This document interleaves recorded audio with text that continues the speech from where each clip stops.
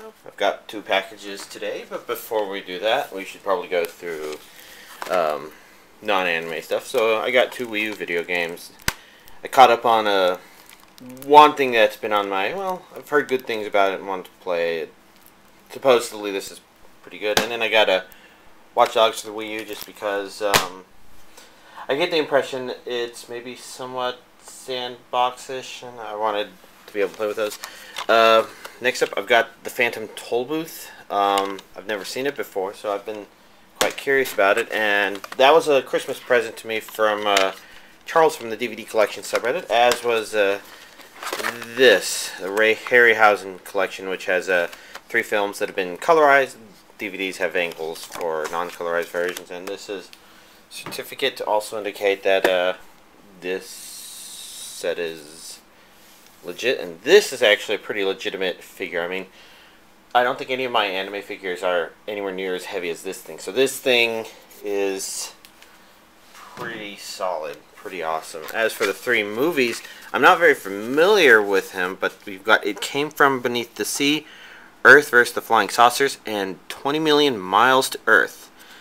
With the last one being the one that this Ymir creature, I believe, appears in, and maybe it's in more or something. I don't know. I haven't looked too much into the details. All I know is I just received this. This was also a Christmas present from Charles from the DVD Collection subreddit.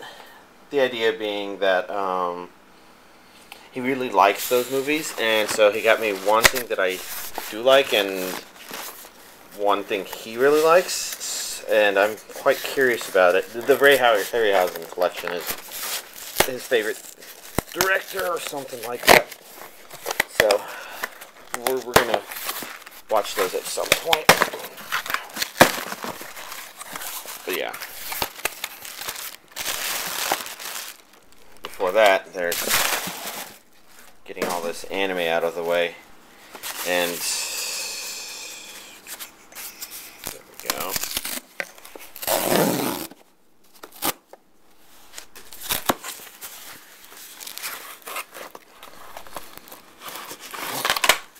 And one of them went flying off. So I'll just have to walk around and grab it. Okay, I guess this is a pretty big update today because these also arrived. So why don't we begin with these then? Because first we got Kill Volume 3. I have not watched this yet, but I've had it for a couple of days now. The issue just being that I guess I'm just watching really slow. So we got the DVD and Blu-ray discs here. Blu-ray, DVD. And this is the second soundtrack. And I don't know too much about the songs yet. Musically speaking, I haven't quite caught on to a whole lot of the music from this show yet. I think part of the problem is that I'm only watching it in very small bursts, which I'm not very used to.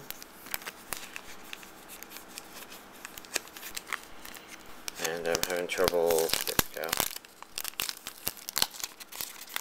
having trouble getting it started.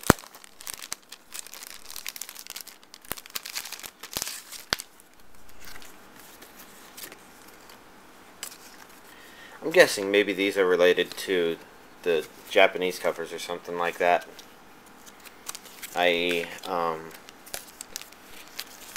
We probably get the series in a slightly more concentrated format.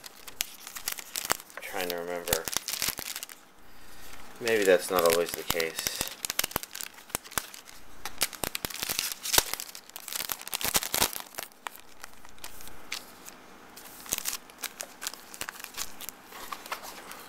We'll get that in there.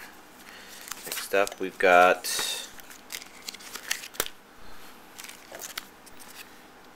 Kill collectible card game of some sort, and of course Sword Art Online.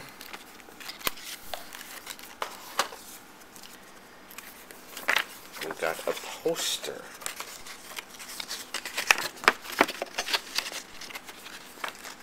this one's actually pretty nice. Although I'm having trouble, due to the pile over here, getting it perfectly lined up with the camera. So I guess y'all have a... I'm just going for y'all having a pretty good idea. Then the usual satisfaction proof of purchase, Blu-ray, DVD, soundtrack, CD, and that's Kill Volume 3. Oh, I guess before I put these in, I didn't take this off so that we could see the full artwork of the case. Well, those are the two postcards, is the front and back of this. Like I was saying, if I guess since this is Aniplex we're talking about, it's hard to say for certain that the same applies, but generally in Japan, they were getting like half the episodes for twice the price of what we've been paying. So that's why I was speculating that maybe the front and back of this are the two covers of the Japanese versions. Oh well. Next up we've got Sword Art Online EX, or Extra Edition. Apparently I forgot to mute my laptop. There we go. So we've got the DVD version. I guess one thing I haven't looked for, I mean there's English there, but it looks like there's a Sword Art Offline Extra Edition, and I was kind of curious now thinking about it. There's the standard two things, the proof of purchase and the other thing, and I was curious if Sword Art Offline Extra Edition was also maybe included. But if it's like other Sword Art Offline stuff, then it's on the Blu-ray versions only. It's a bigger poster of the cover. And yeah, I guess the image on the DVD may be tricky to see on the camera, but it's basically just an outline of this. Now the Blu-ray version, which I've actually not looked into simply because I haven't gotten a chance to get around to watching this yet. We've got a much nicer background.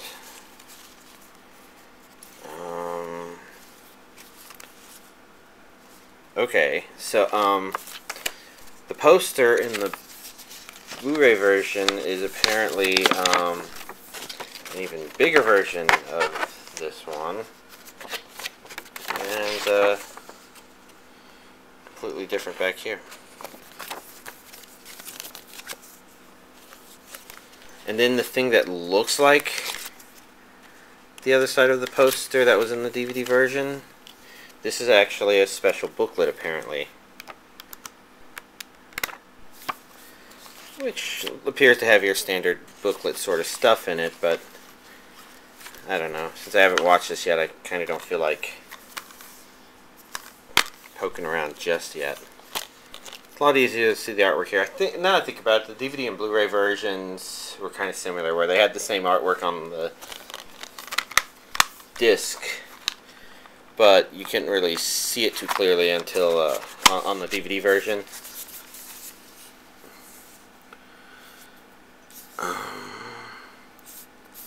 I'm not seeing any regions on here. Oh well. And then we have a Silver Spoon complete second season. And I can more or less remember what happened in the first season.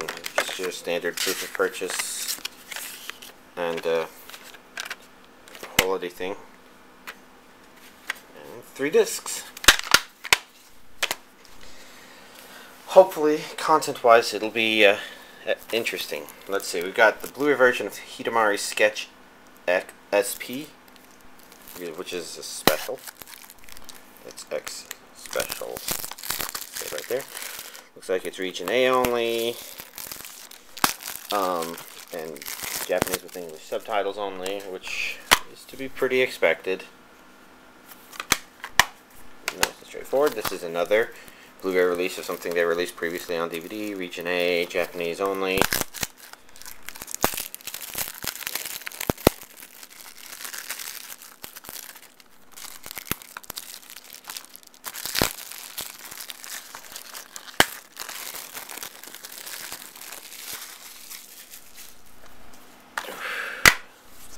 Two discs inside, just to be expected. This one's not rotating very well. Not that I remember what the DVD version looks like, and unfortunately I might have buried those a bit. Here's the Blu-ray version of Detroit Metal City. Region A only, Japanese with English subtitles. All the expected things, just double checking.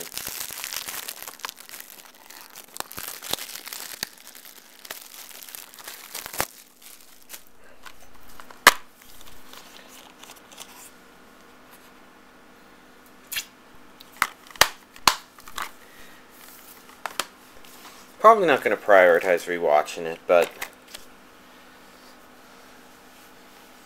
I mentioned that just because there was some urge there. And then we got the second half of A Certain Magical Index 2.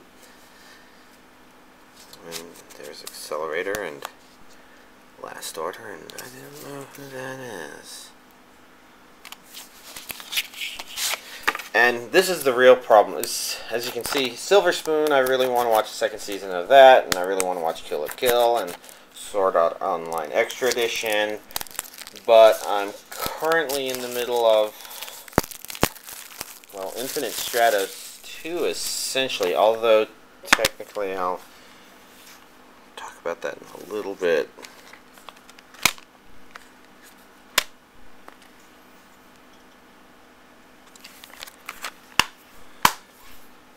Region A only, English dubbed. This is expected from a Funimation release. Let's see. I keep skipping the top one here because I know there's a Blu-ray version buried in there. Reideen, which I'm actually glad has come out because I downloaded 1 or 2 episodes a long time ago. There's some things from my download days that still haven't come out on DVD Blu-ray yet here, which I really wish would. Let's see. I know, Yakitate Japan would be one of those. And I'm not saying this one's definitely awesome or anything, but I remember being somewhat curious, and now I have a chance to put it on my pile of DVDs. Japanese with English subtitles only. Let's do this one last, because now we're at The Ambition of Oda Nobuna, DVD and Blu-ray versions. So this is Sentai Filmworks release, so we definitely have to ask the question of, looks like it's English dubbed, which means that this gets slightly higher on the watch list than a couple of these series, but Region A only on the Blu-ray. A lot of these things are expected. It seemed like there was a burst of Region A and B things. And what did I say this was? I did say that one was Region A only. Okay. So, I guess we should begin with the DVD version just because there will be 3 discs in there.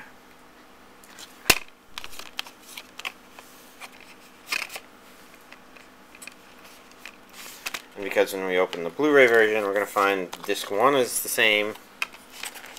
Disc 1 from the DVD version, and disc 2 of the Blu-ray version will be either disc 2 or 3 from. So as you can see, they're the same. Looks like disc 2s are the same. It's not always the case, but good to note, or interesting to note when it is. Next up, we've got another Bleach DVD set 23.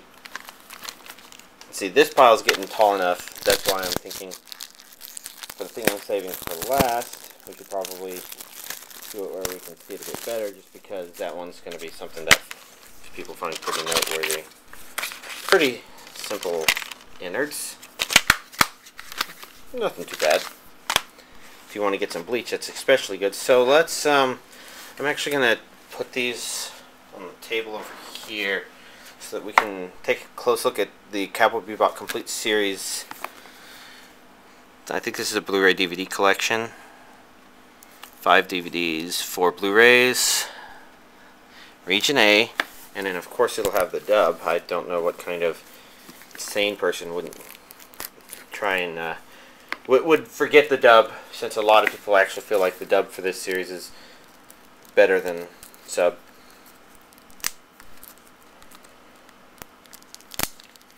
I'm not sure if that's necessarily accurate, but I'm fine enough with the dub as it is that I myself will just watch it. Let's see.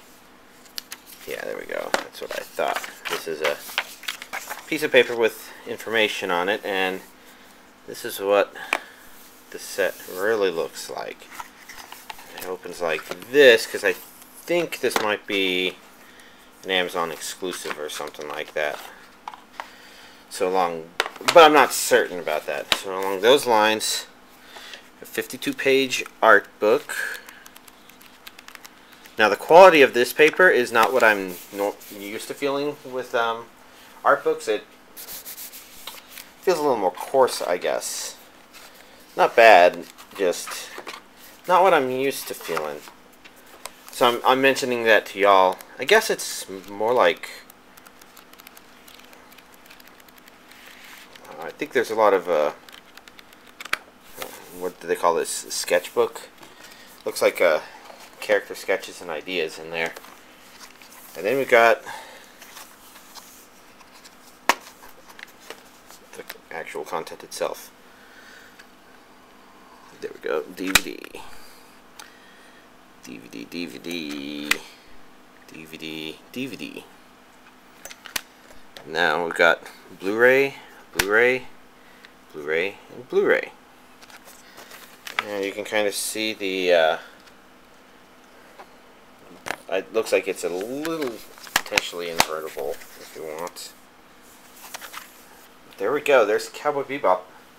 This is one where I may or may not fire up the whole series, but I definitely want to fire it up to see how it's transitioned to Blu-ray looks. I'm gonna take this and put it on the very bottom just like that.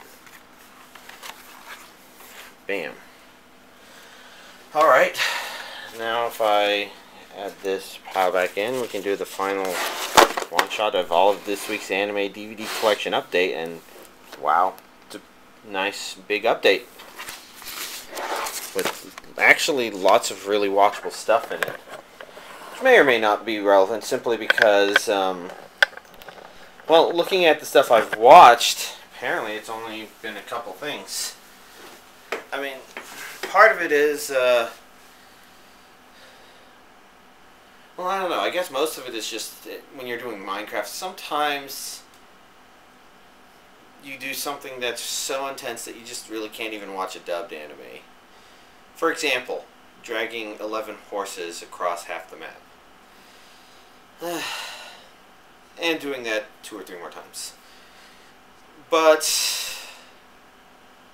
let's see, what I did watch, I guess part of the issue is that even with dubbed anime being slower, I was watching Stella Women's Academy, Women's High School?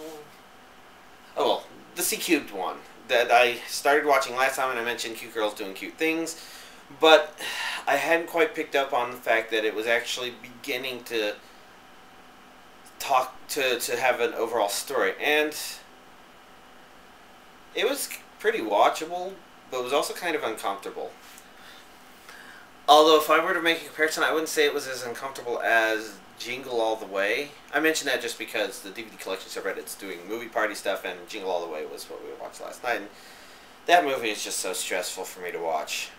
So I only rewatched it just for the sake of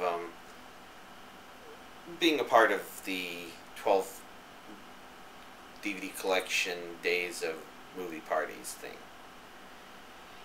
So it's more of a goal than a necessarily watching the movies I really want to watch sort of thing. There's a lot of good ones in there, but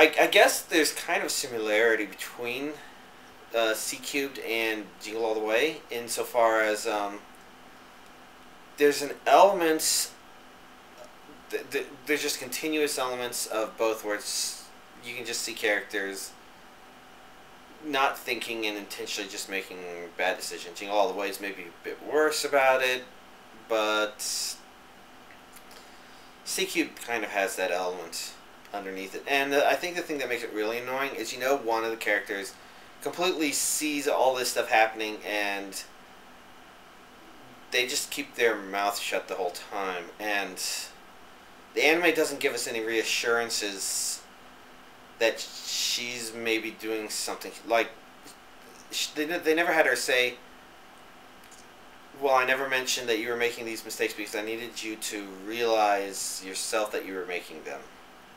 But it would seem to me that, you know, I don't know, there's so many things that are caused by communication issues. I think there was even a, I can't remember the name of that webcomic, so I won't say that. But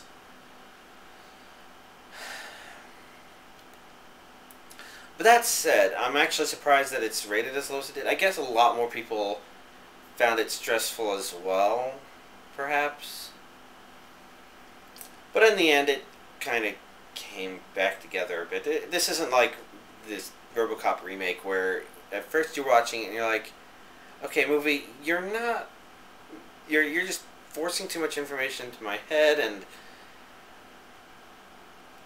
leading me around, obviously, by the nose, and I don't know if I care too much about you doing this. But then, you know, the RoboCop remake, then it's like, okay, after it's setting all the stuff up, it kind of tapers off into an, oh, okay, that's a pretty good way to have it end.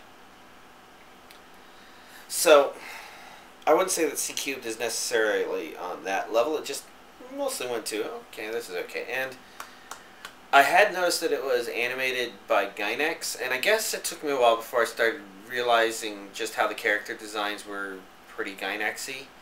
But the animation seemed pretty, I say average, but it was good. It was just, it didn't seem particularly distinctive, I guess, when I say average. And I mentioned this just because the second to last episode, suddenly it's like, oh, yeah, this is Gainax, except I thought all the people that did this kind of animating went off to make a Studio Trigger and that stuff, although there must be some elements. I mean, it's sort of like a lot of Studio Ghibli movies. You can kind of tell they came from Studio Ghibli because they have a Miyazaki or Miyazaki-esque style, as in, when Miyazaki touches something, he has his own distinctive style where you know his influence is there. But Studio Ghibli, even when Miyazaki isn't a direct part of it, either Miyazaki, his son, or another director, they have, you know, a lot of their more recent stuff. The character designs still look along the same lines, even if they're not exactly the same. I mean, I don't notice any difference other than, well, actually, I guess I don't notice any difference other than how much budget they're willing to put into the movie. If they put a ton of budget and just really animate a lot of stuff like in Ponyo, then you kind of know that Miyazaki was involved. And so, I guess my idea there is that when Miyazaki makes a storyboard, all the character designs look exactly how they're going to look in the end. That's why you can tell with even Sherlock Hound, the episodes Miyazaki was a part of, that he was a part of the process, and the characters just look like something he would create. And the people that work for Studio Ghibli also create characters along those same lines. And so, with Gainax, maybe even though all the people who would make things look like, see, my guess was Gurren Lagann and maybe Die Buster, and I'm trying to think of Magical Shopping Arcade of Benabashi. Maybe things like that were created by the team within Gainax that eventually split off to become Studio Trigger, because Little Witch Academia and Kill la Kill both kind of have that same sort of feel and look. as those specific Gynax workings, but the second to last episode of C Cubed decided to start introducing some of that, and I don't think I missed it earlier because it's very distinctive. And it was a very strange series. I guess it feels a little harsh, the average rating, but I guess it just means that not many people enjoyed it a whole lot.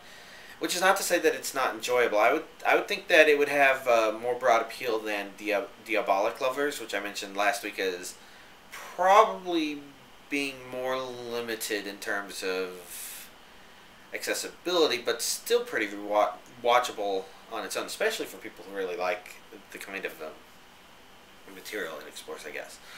But I don't know. And of course, the last episode was was what a lot of other series have for their OVA episode that gets included on the DVD, which is pretty much just a one-off fan servicey episode. I'm trying to remember if that's actually what. Well, the next thing I watched is I decided I wanted to watch Infinite Stratos 2, but I figured, oh, I can't remember too many details from the first season. Might as well rewatch the first season and refresh myself. So I did. That's what I did, and I finished it last night. I was going through it kind of slowly because, again, I was dragging a ton of horses down. It turns out it's really easy to drag them around plains and swamps and rivers and dry riverbeds, essentially. But I had to learn that the hard way a couple weeks ago, and lots of stuff. Horses in Minecraft.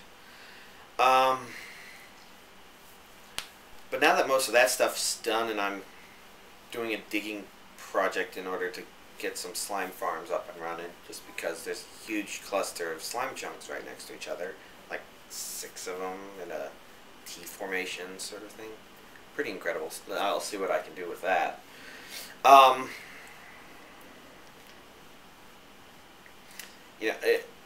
My watching of Infinite Stratos 1, my rewatch of that slowed down and then sped back up. I think a lot of my impressions from the first time I watched it are probably about right. Because I know when I rewatched something like To Love Weird, I just realized I hate a lot of those characters. And with Infinite Stratos, it's not exactly the case. I think last time I commented about how the primary love interest, i.e. the first childhood friend that they introduce, she's a bit violent and possessive, and I think she is kind of a bad person, and I don't think he should be anywhere near her. I don't care about her problems. You shouldn't really be attacking people, especially if, as some people point out, she has the ability to kill people with the kind of attacking she does. So, yeah. But beyond that, the other characters, while being possessive, they're not physically attacking the main character when it's not even his fault, per se. And then the action was entertaining. Not sure if I would call it awesome per se, but just entertaining. So it's an okay series, pretty watchable, and I'm glad I rewatched it because there were a couple little details, especially that happened near the end, that I would not have remembered unless, of course, I was reminded in the first episode of the second season. And that may be the case. I'm not entirely sure because the DVD released for the second season comes with both the extended and the aired version of the first episode. The extended version being a separate listing on myanimelist.net. So, episode 1 broadcast version is under special features. Episode 1 extended version. It actually says that on the back.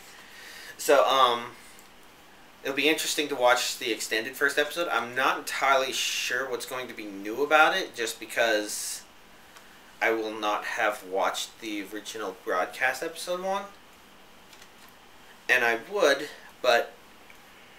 oh, gosh. Oof. The extended episode 1 is about 40 minutes long, whereas the original is 25. Which basically means it's double length when you remove the the opening, ending. I'd like to say preview, but I think when I put this stuff on my streaming server, so that I could watch it, I'm gonna get to put these DVDs in their boxes soon. Actually, that's right. The last box was filled, so I need to start a new one. So when I start watching it soon, well, okay, I put it on the streaming service, so I'll watch it through that. And what I was noting was that the first 3 episodes didn't have previews or something along those lines, which was very strange. I didn't know what to think about that. I thought that was just a extended episode 1 thing or an episode 1 broadcasting, but it seems like the first 3 episodes just don't have that. Maybe that's just the first disc. Not a problem, but it was an interesting observation. So I'm about ready to watch that, and once I finish this, I'll actually start it up. And then, of course, you saw that I got a lot of stuff that's on my to-watch list. Ugh, a lot of stuff. Beyond that, I guess there's nothing to really comment about. So y'all have a nice week. And I guess it's not quite Christmas yet, so I guess next week I'll be saying that. So, later.